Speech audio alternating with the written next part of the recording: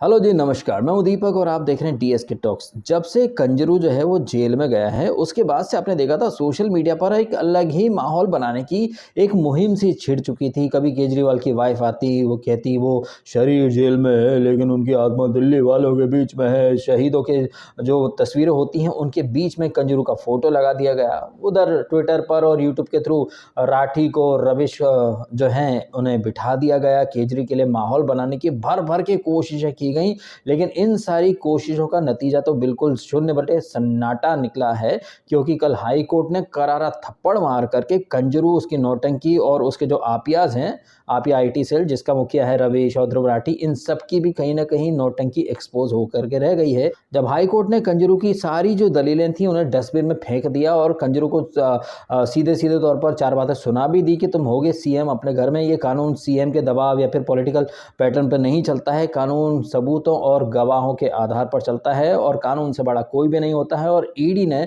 तुम्हारे खिलाफ ऑलरेडी काफ़ी सारे सबूत और जो मटेरियल है वो इकट्ठा कर रखा है।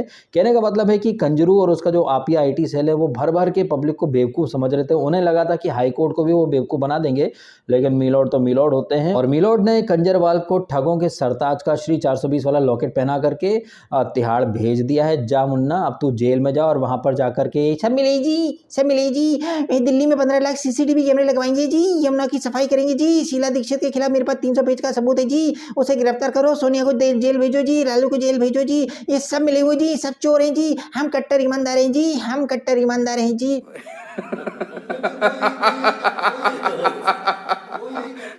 आपने सब कुछ देखा है। 2010-11 का जो अन्ना आंदोलन था उससे ये केजरीवाल नाम का बैक्टीरिया पैदा होता है। फिर कंजरवाल को क्या एक वो मिल चुका था ना, मंच मिल चुका था, एक हाइप मिल चुका था। और वो तमाम लोग जो कि सरकार विरोधी यानी एंटी इस्टेब्लिशमेंट जो लॉबी होती है ना, जो प्रोटेस्टवाद और ये सब करते फिरते हैं, उन्हीं के जो भाई बंधु या भाई भतीजे जो रहते हैं उन्हीं से इसने दोस्ती कर ली। और फिर उसमें कुछ मीडिया के लोग भी थे, जैसे कि पुण्य प्रसून वाजपेयी कहें, रवीश कहें, इन सबको उसने अपने पेरोल पर हायर कर लिया। और एक जर्मन शेफर्ड है, उसे जर्मनी से हायर कर लिया है। ये जर्मन शेफर्ड जो है, जैसे ही देखा कि इसके मालिक को अरेस्ट कर लिया है ईडी ने, तो पट से ये वीडियो लेकर के आता है जर्मन शेफर्ड और कहता है मोदी डिक्टेटर। क्यों? क्योंकि ईडी ने जो है वो कंजरवाल उर्फ ध्रुव राठी के पप्पा को अरेस्ट कर लिया था। अब ध्रुव राठी के पप्पा को अरेस्ट कर लिया तो ध्रुव राठी नाम का जो नाजायज औलाद थी कंजरवाल की, वो तो वही बिलखे तड़पे ये होना लाजमी है। ठीक वैसे ही जैसे फुद्दू फरहान की अम्मी का नाम शब्बो आजमी है। तो अपने पप्पा जी के सपोर्ट में आकर के ध्रुव राठी ने आनन फानन में वीडियो डाल दिया मोदी डिक्टेटर। फिर अगले दिन डालता डरा हुआ डिक्टेटर।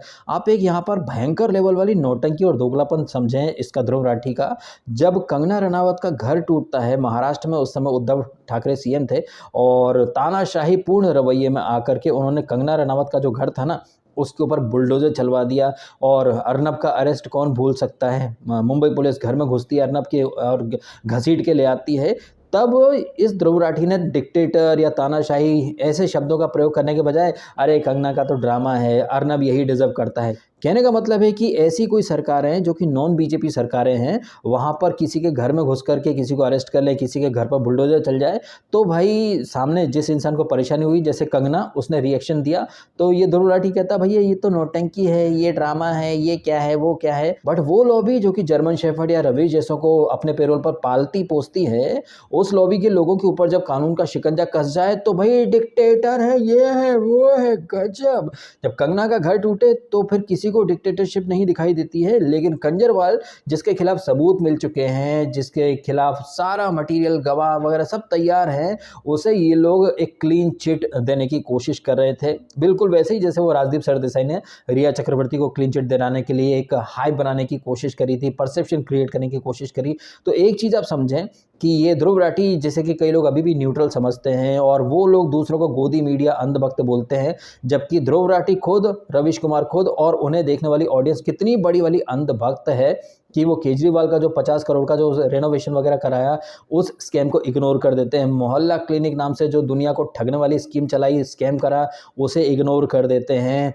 ईडी को इतने सारे सबूत, गवाह, सब कुछ मिला, उसे इग्नोर कर देते हैं। कहने का मतलब है कि दूसरों को गोदी मीडिया और अंधभक्त बोलने वाले लोग खुद कितने बड़े अंधभक्त और गोदी निकले हैं, ये चीज़ आपको पता चल जानी चाहिए। वही लोग आकर के हमको ज्ञान देते हैं, अरे भाई तुम तो बीजेपी को सपोर्ट करते हो, तुमने इस पर नहीं बोला, उस पर नहीं बोला।